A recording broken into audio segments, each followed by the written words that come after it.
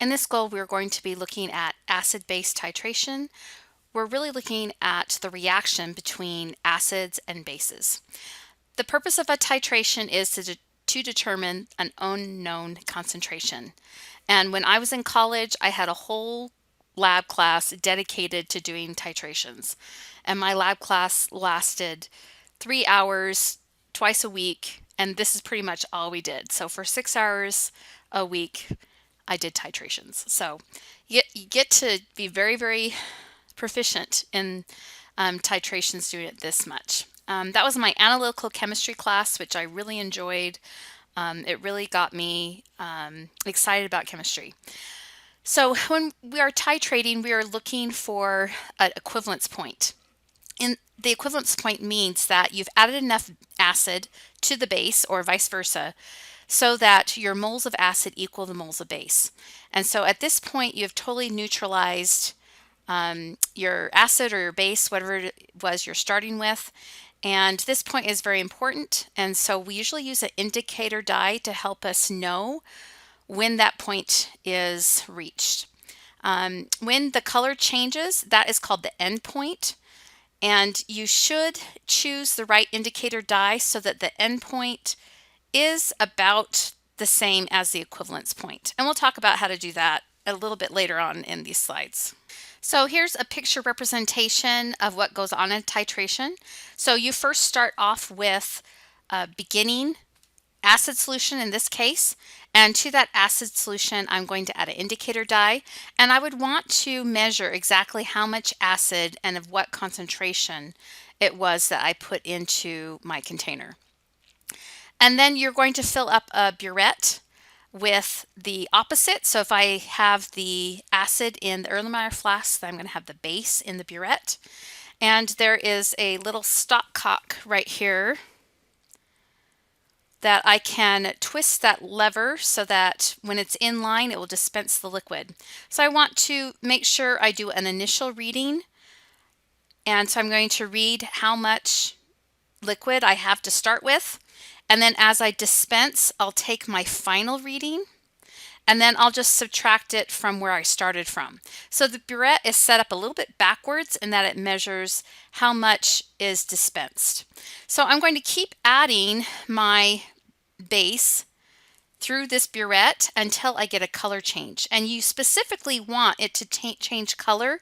When just one drop is added, then boom, the whole thing will change to a different color. At that point, that is called the end point. And when I'm at the end point, this means that my moles of acid are equal to my moles of base. When that happens, I can use this formula to help me determine molarity of my acid or molarity of my base. All right, so again, when the moles of acid equal the moles of the base, then I can use this equation here. So I might know the molarity of my acid and the volume of my acid that I put into my Erlenmeyer flask.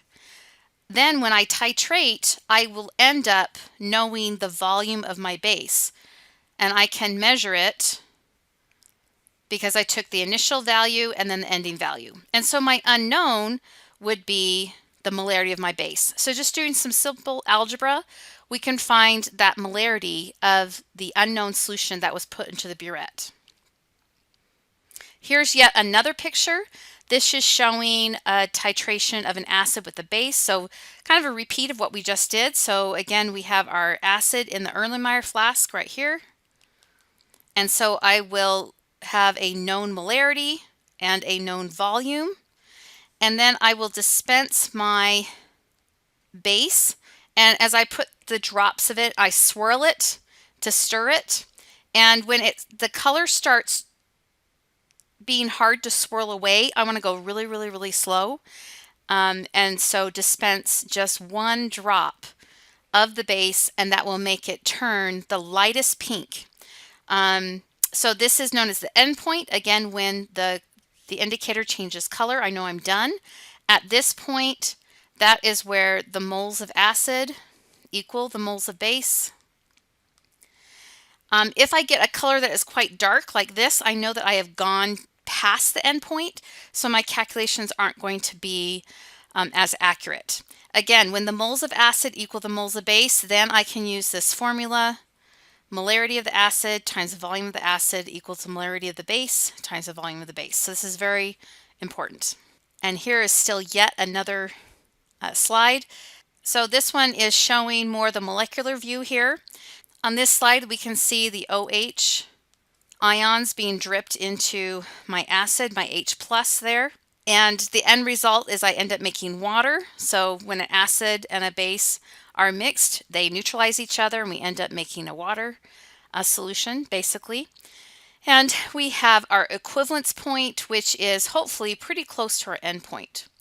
So remember, endpoint means there's a color change. Equivalence point means the moles of acid equal the moles of base. All right, so what we've been looking at neutralization reactions, and neutralization reactions, we always have an acid plus a base, and we make a salt and we make water. Now you should know that the salt doesn't really stay together because it's a water solution, it will always be dissociated. So for example, if I happen to make the salt NaCl, it's not going to be precipitating or anything like that. So I have an alkali metal ion and it's always going to be soluble. So the salt really is just the ions. Okay, but we will make liquid water. Okay, so in a neutralization reaction, you will always have this, water will be made, and then you'll have some sort of leftover, and it's called a salt. So you get the positive cation from the base and the negative anion from the acid. It's kind of the leftover. So there's three possible reactions between acids and bases: a strong acid and a strong base, a weak acid and a strong base, and a strong acid and a weak base. I do not think that they would ever ask you a weak acid and a weak base. It is possible, but just the calculations are harder, so that is not going to be on your AP test. Okay. Let's look at our first one here, a strong acid and a strong base. So remember your list of strong acids and your strong bases. So your strong acids are HCl, HBr, HI, H2SO4, HNO3, and HClO4. So anytime you have those, they are a strong acid. Your strong bases come from your group 1 and group 2 metal hydroxides. So that would be potassium hydroxide, sodium hydroxide, lithium hydroxide, calcium hydroxide, strontium hydroxide, and barium hydroxide. So those would be your strong bases that you typically find in a lab. Remember in the second column, the strong bases, you skip over beryllium and magnesium, and that's because their atoms are so small that they tend to cling to the hydroxide ions.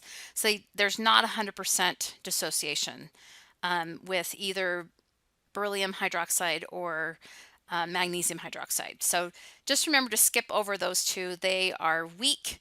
Remember, something is strong when it dissociates 100%. So let's look at these. I have HCl and I have NaOH, so very typically found in the lab. They're both strong, so this is my strong acid and this is my strong base. And this is the molecular form, but really when they are in solution, I have H plus and Cl minus, so that's really what is going on. And then I also have my base. It's floating around in water, so these are all aqueous.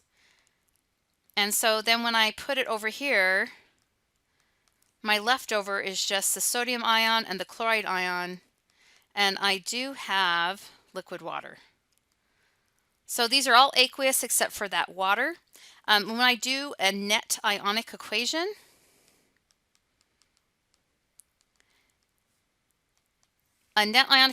you're always going to include the solids, the liquids, and the gases, and sometimes aqueous. So I know for sure I'm going to include the water because it's a liquid. And then I'm going to include what makes up the water. And what makes up the water is the hydrogen ion from the acid and the OH ion from the base. So this is my net ionic equation. It is always this.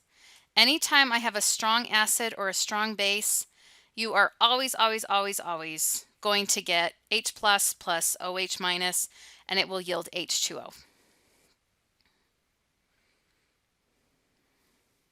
So here's just it typed out what I was writing. And again, you want to write this down your notes. This is what you get from strong acids and strong bases. So the H plus from, or the hydrogen ion from the acid, and the hydroxide ion from the base. And again, you're making that liquid water. This is your neutralization reaction. And the net ionic, it just shows you making water. And this is going to be a little bit different for the next two, but let's go through their equations.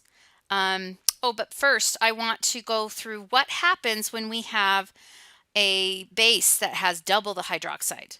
So here is nitric acid, which is a strong acid, with barium hydroxide, which is a strong base.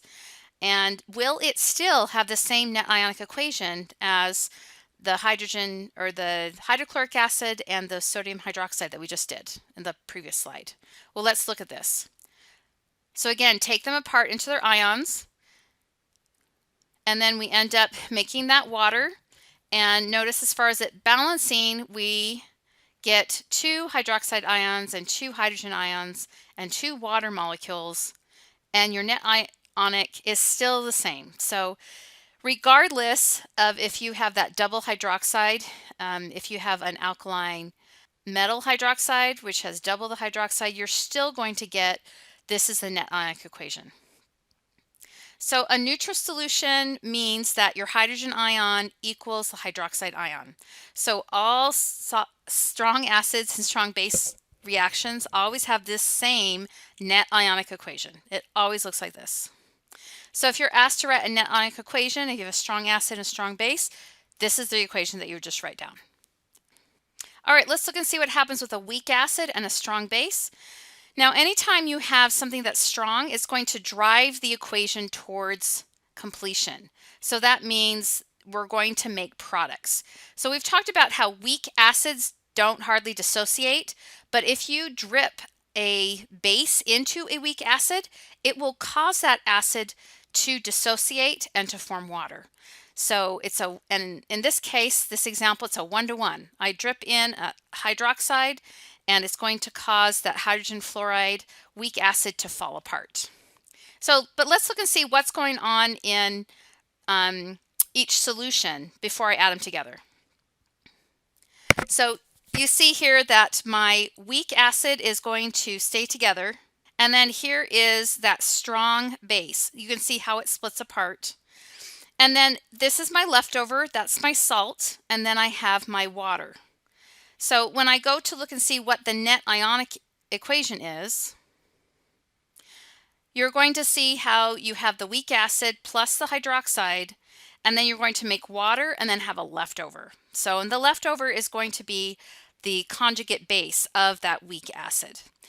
Because of that, if you look at this, it kind of sort of looks like those buffers that we talked about, where you have your weak acid on one side and you have your conjugate base on the other side. And in fact, when we talk about the titrations, the actual lab work of doing this neutralization reaction, we see that there is an area where it does buffer, because this is a weak acid conjugate base type of a situation. So as I said before, using a strong acid or a base will always drive a reaction to completion. And this right here in the little box is just a general formula of a weak acid and a strong base. And so you see that we still are making water. And make sure you keep your weak acid together. That will be on the reactant side, and that's because it mostly stays together in solution. But then when you drip the hydroxide ion into it, that will cause that weak acid to completely fall apart, and it will proceed in the forward direction. So it will be driven to completion. So we are going to talk about this a little bit later on when we talk about titration curves. But when at the point of neutralization, this solution will be slightly basic. And that is because our conjugate base is a little bit strong. And so it causes it overall to be higher than 7. So the point of neutralization, where the moles of acid equal the moles of base, and that is true, it makes that water. But because I have that stronger conjugate base, it tends to tip a little bit higher than 7. Let's look at a strong acid with a weak base. So HBr is my strong acid, and I have my weak base with my ammonia. And you can see that the hydrogen is going to be lost from the hydrogen bromide, and that will give us the ammonium ion. We can split it up to look to see what it looks like before it's put together. So we see that strong acid completely falls apart, so H plus and the Br minus. And then we have our weak base. Remember, keep it together because it's weak. And then we're going to see how the hydrogen ion is put onto the ammonia, and I get the ammonium ion. And then I have the leftover, that little Br minus. So if I eliminate what's on both sides for the net ionic, I'm going to get the strong acid, which gives the H plus, and then the weak base is going to accept it. So I get the NH4. Down here at the bottom, I have a real live example. We can go through it. So again, we have the hydrochloric acid falls apart, and I have this organic base. And again, keep it together. Don't take it apart. And then I see how the hydrogen attaches itself onto this weak base. So you can see an extra hydrogen right there. And then we have the leftover. I can get rid of the leftovers, and then I get my final net ionic equation, which again is the hydrogen ion plus that organic base, and then I get my conjugate acid. Here's a general formula. So we have H plus the weak base, and then we attach that hydrogen on, and the whole thing becomes positive. Now this one, at the point of neutralization where the moles of acid equal the moles of base, the solution will be slightly acidic, and that is because this HWB, this is a stronger conjugate acid. So there are different types of titrations. So a titration is just where we neutralize an acid with a base or a base with an acid. We can do some calculations with stoichiometry with your strong acid and strong base. And as I mentioned before, anytime you have a weak acid and a strong base, or a weak base and a strong acid, it kind of makes its own buffer. So anytime you're involving something that's weak, it takes a little bit longer to titrate it because of that buffer situation. It's able to absorb more hydroxide or more hydrogen ions. And so the titration looks a little bit different than just a strong acid, strong base titration. In your strong acid, strong base titration, it also makes a small buffer, but it's not as noticeable as you would notice if you had a weak acid or weak base involved. Now, all of these use this formula. So this should be something that if they're talking about titrations, you know that you're going to turn to this to find any unknown concentrations or unknown volumes that need to be known. Okay, and again, you can only use this when the moles of acid equal the moles of base. So this would be at the end point. So when the color changes, and hopefully your end point is very, very close to your equivalence point. Again, your equivalence point is when the moles of acid equal moles of base. Your end point is when you have a color change in your indicator. All right, let's look at a titration curve. So this is going to show us what happens with the pH as I'm dripping my base into my acid in this case. So this is a strong acid, strong base titration. So let's look and see what we can see here. Notice that we're starting with a pH that's very, very low. So this means that into my flask, this is where I'm going to have my acid. So I'm going to put my acid in there, and then I am going to put in my burette above it. That will be my strong base. And so I'm going to drip the strong base into the acid. I will have to add an indicator, so there'll be a color change associated with that equivalence point. So that's how it will set it up. So I'll just measure my acid, the volume, and also the molarity. And then maybe my strong base is not known, but I can always measure the volume. So again, I can write a net ionic equation because it's strong acid, strong base. Boom, I can just write that I'm going to be making water. So let's notice what's happening with this curve. So as I add the volume of the sodium hydroxide, notice that the volume increases. So I started at 0, and then I go to 10, 15, 20, and at 25, when I add 1 drop, it will shoot up to be more alkaline, to be more basic. So just 1 drop causes the pH to change in this remarkable way. At this point, I stop the titration. I don't do any more drops, and I can use my moles of acid, volume of acid equals moles of base, volume of base. And my equivalence point for strong acid and a strong base is always a 7 at this point. So again, just one drop causes it to swing way up high. Now, how I know that the pH is 7 is you estimate that straight part, because when I add the one drop, it swings wildly from an acid to a base. I'm just going to eye right in the middle. So right in the middle is about here, and then I can read what the pH is. And anytime you have a strong acid and strong base, you will have a pH of 7 at the equivalence point. So again, how did I get the equivalence point? I looked to where the straight part was, so between here and here about, and I just eyed right in the middle, and that is where my equivalence point is. So you need to know how to sketch a graph. So when you sketch this graph, again, it will swing wildly straight up. And right at the middle of that point, that is where the equivalence point is, where the moles of acid equal the moles of base. Let's look at this second graph. So the second graph, everything would be switched. I would put my base into the flask and have my strong acid in the titration, or excuse me, in the burette. So you can see that starts out as a base. So this period right here, this is known as the buffer region. And it's also over here. I forgot to talk about it. Okay. So at this point, my base is able to absorb those hydrogen ions that are coming from the acid. And so you can see the pH is not changing too much because it is able to absorb it. Again, what we're doing is we're making water. So we have a hydrogen ion is combining with a hydroxide ion, and it's making water. So it's a buffer situation. So it's not, the pH isn't changing that much. But then all of a sudden at this particular volume, boom, one drop, and it swings from a basic solution to an acidic solution.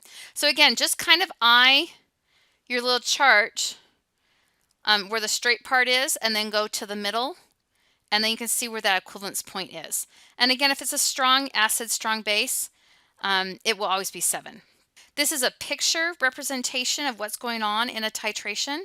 So in this first picture, before I start, you can see that this is a strong acid, and that is because it's completely dissociated apart. So you can see that I have each hydrogen ion is separate from each chlorine ion. So I just have the acid there. And then right here in this area, so again, this is kind of the buffer region. So what's happening is the hydrogen ion and the hydroxide ion, they're getting together and they're making water, and they don't draw the water. So the water is not in the picture, okay? But you can see the leftovers. So you can see I have chlorine left over, and I have some sodium that's left over. So the acid is able to absorb the hydroxide and make water, so the pH is not changing too much. It is creeping up little by little, but then all of a sudden one drop, and it will swing up wildly from an acid to a base.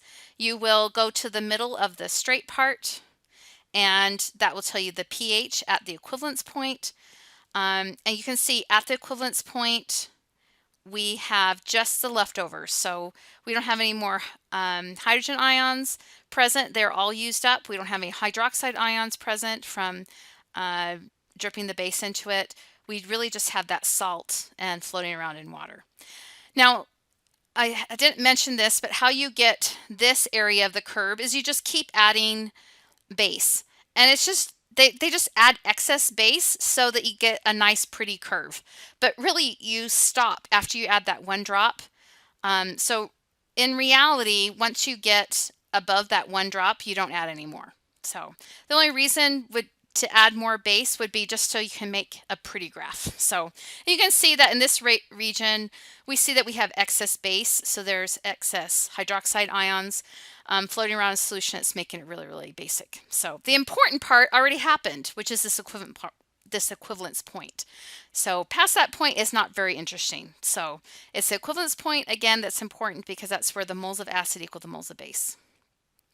All right, let's go ahead and do a problem. So in this problem, we have 10 milliliters of 0.1 molar hydrochloric acid is titrated with an unknown concentration of sodium hydroxide. Let's say it stops at 8 milliliters. So then I can answer these following questions. First of all, what was the starting pH before the titration? So my starting pH, because I have this acid, and I know that hydrochloric acid is a strong acid, so it's going to split up into its ions. I know that if I have 0.1 molar of the acid, I'm also going to have 0.1 of the hydroxide. So if that is my hydroxide concentration, then I would just, to find the pH, take the negative log of the hydroxide. And so that would be a pH of 1. So that's my starting point. Now it says, what is the concentration of the NaOH? So this is where I'm going to use that equivalence point. So at the equivalence point, I know that I have 8 milliliters of the base. So let me just fill in what I know. So I know that my molarity is 0.1 for the HCl, and the volume is 10. And you don't need to be in liters. As long as you're in milliliters on one side, just be in milliliters on the other side. And so my base, or M2, whatever you want to call it, times your volume, which we found was 8. So going ahead and doing the math, we get the molarity of our base is 0.125. So this is why titrations are important, because if we have something that's unknown in the lab, we can take something that we know and we can titrate it. Just make sure one's an acid and one's a base, and then we can figure out that unknown concentration.